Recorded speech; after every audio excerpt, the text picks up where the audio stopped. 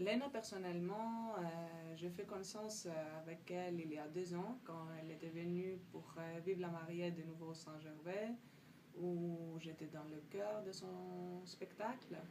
Et- mais je la connaissais comme nom surtout. Beaucoup de gens qui font du théâtre connaissent Lena parce que c'est un peu de nom du théâtre contemporain de la scène grecque. Donc ça fait plaisir d'avoir quelqu'un comme ça qui vient ici, à Genève d'ailleurs, parce qu'il y a peu de spectacles grecs qui se déroulent sur le territoire suisse. Et puis, Lena, c'est un peu une star en Grèce? Ou quand même pas On jusque-là? dirait une star noire peut-être, Une dans le star? sens. Oui, je pense qu'elle. Si je serais à sa place, j'essaie de réfléchir un peu comme elle. Je pense qu'elle aime pas les mots star.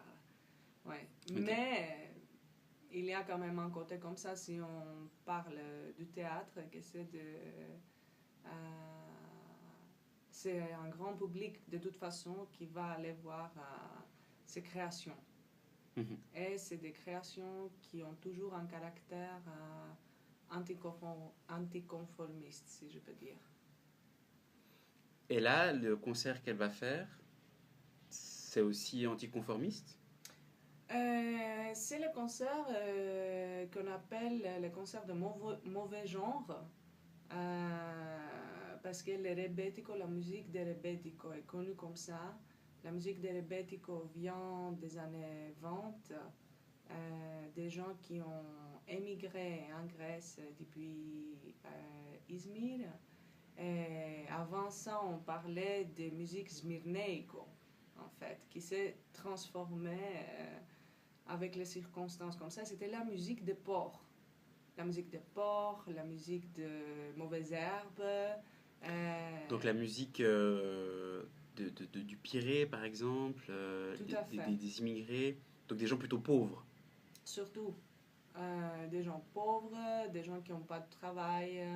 Il y avait toujours cette image des hommes qui se trouvent dans de petits lieux pleins de fumée et puis qu'au lieu de travailler, ils font que jouer leur petite bouzouki.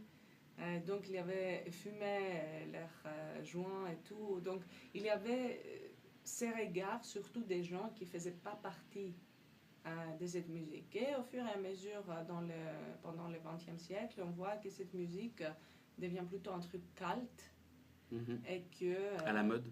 à la mode, de plus en plus, on le trouve dans plusieurs scènes à Athènes et ailleurs en Grèce. Mhm.